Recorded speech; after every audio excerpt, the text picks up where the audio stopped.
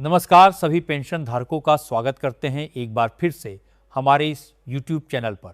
दोस्तों, इस वक्त पेंशनर्स के लिए कई बड़ी और महत्वपूर्ण खबरें सामने आ चुकी हैं।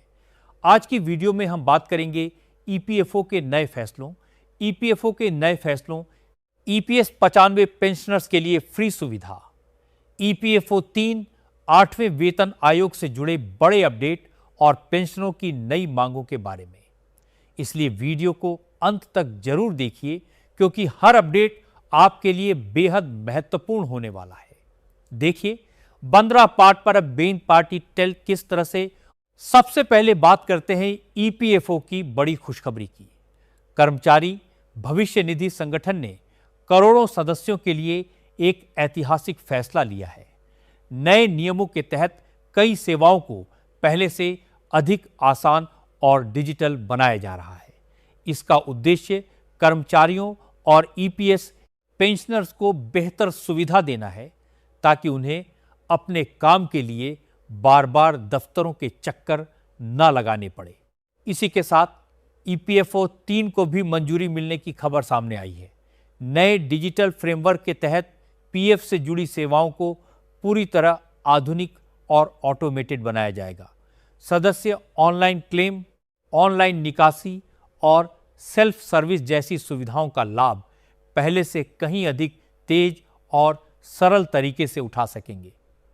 ईपीएफओ ने निवेश व्यवस्था को मजबूत बनाने के लिए नए फंड मैनेजरों की नियुक्ति भी की है। इसका उद्देश्य पीएफ फंड का बेहतर प्रबंधन करना और सदस्यों को बेहतर रिटर्न उपलब्ध कराना है। आने वाले समय में डिजिटल व्यवस्था के कारण क्लेम प्रक्रिया तेज होगी और पारदर्शिता भी पहले से अधिक बढ़ने की उम्मीद जताई जा रही है। ईपीएफओ के नए अपडेट के अनुसार अब जरूरत पड़ने पर सदस्य अपने पीएफ खाते से पूरी राशि निकाल सकेंगे, यानी 100% विड्रॉल की सुविधा पहले से अधिक सरल बनाई जा रही है। सरकार का कहना है कि इससे लोगों को जरूरत के समय आर्थिक सहायता प्राप्त करने में किसी प्रकार की परेशानी का सामना नहीं करना पड़ेगा।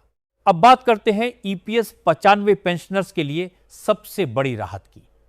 ईपीएफओ ने इंडिया पोस्ट पेमेंट्स बैंक के साथ समझौता किया है। इसके तहत अब पेंशनर्स को डिजिटल लाइफ सर्टिफिकेट जमा कराने के लिए बैंक या ईपीएफओ कार्यालय जाने की जरूरत नहीं होगी। पोस्टमैन स्वयं उनके घर पहुंचकर पूरी प्रक्रिया पूरी करेगा, जिससे वरिष्ठ नागरिकों को बड़ी राहत मिलेगी। सबसे खास बात यह है कि सेवा के लिए लगने वाला 50 रुपए का शुल्क भी अब पेंशनर्स को नहीं देना होगा। यह पूरा खर्च ईपीएफओ स्वयं वहन करेगा, यानी डिजिटल लाइफ सर्टिफिकेट घर बैठे बिल्कुल मुफ्त जमा कराया जा सकेगा। ग्रामीण और दूर दराज के क्षेत्रों में रहने वाले बुजुर्ग पेंशनर्स के लिए यह सुविधा किसी बड़ी सौगात से कम नहीं मानी जा रही है। दोस्तों, अब बात करते हैं 8वें वेतन आयोग से जुड़ी बड़ी खबर की।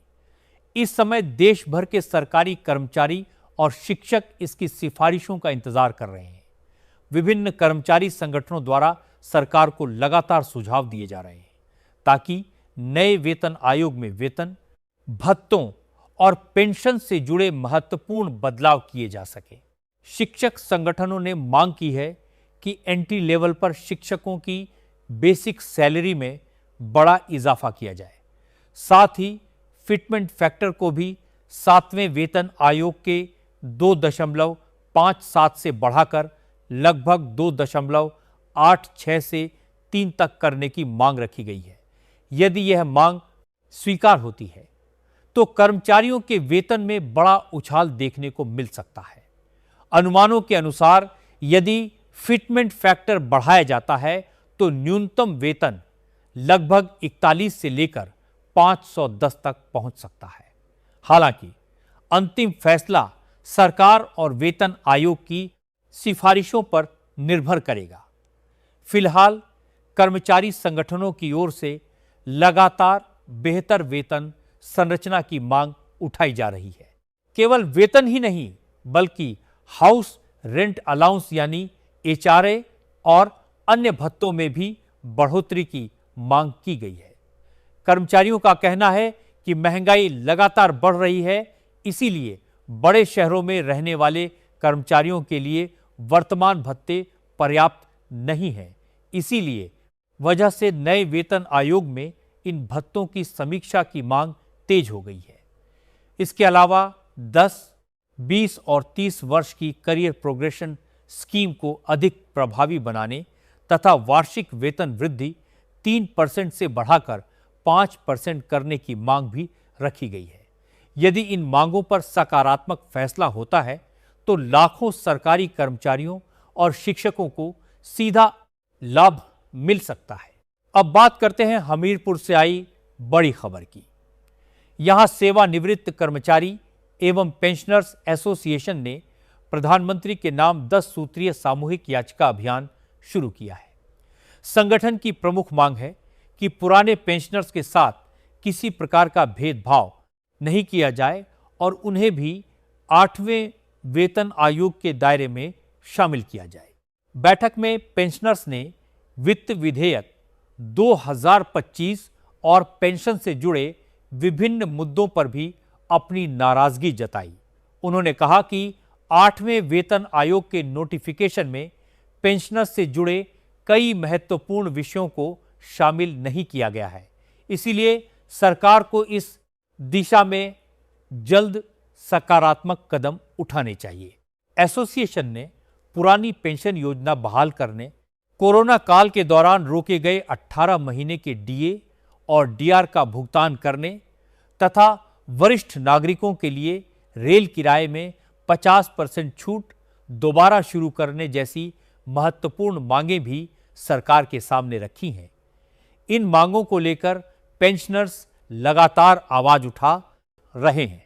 फिलहाल ईपीएफओ के नए फैसलों, डिजिटल लाइफ सर्टिफिकेट की मुफ्त सुविधा, ईपीएफओ 3, 8वें वेतन आयोग और पेंशनर्स की नई मांगों को लेकर लगातार गतिविधियां जारी हैं। आने वाले समय में सरकार की ओर से जो भी आधिकारिक फैसला लिया जाएगा उसकी जानकारी सबसे पहले आप तक पहुंचाई जाएगी। इसलिए चैनल को सब्सक्राइब करें।